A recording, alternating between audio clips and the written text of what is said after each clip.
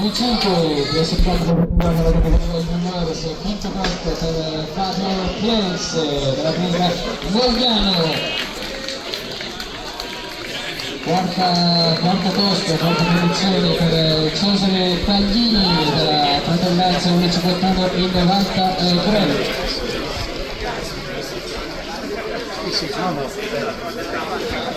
Presentazione della Lamia del Disportato di Milano che chiude la sua prova tutti i personali numero 51 e 79.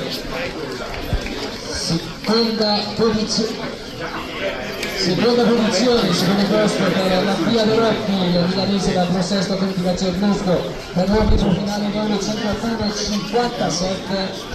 Il programma veloce presentato dalla categoria juniori sono le attese dalla Tesegaletto Comunità Costruzione 1,50,07 a 7 centesimi dallo standard di partecipazione ai campionati europei con questo applauso Lorenzo Franni.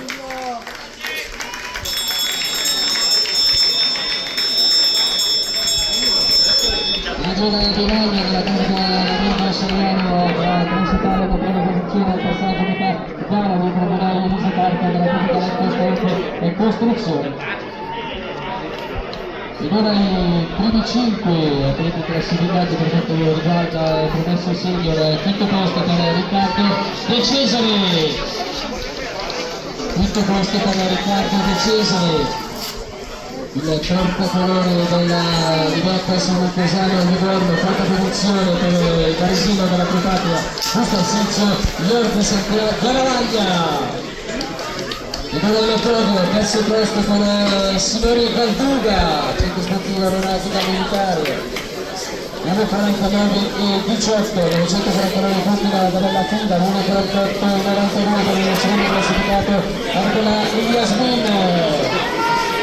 Salgono sulle grandi piante della cosa Amiel Cucca 1,48 e 53. Elisa Carta che va a conquistare la vittoria, la carta colore della Atletica Lecco Costruzione, attenta dalla provincia di Sogno, chiude la sua prova 2,18 e 88 per il suo prova finale.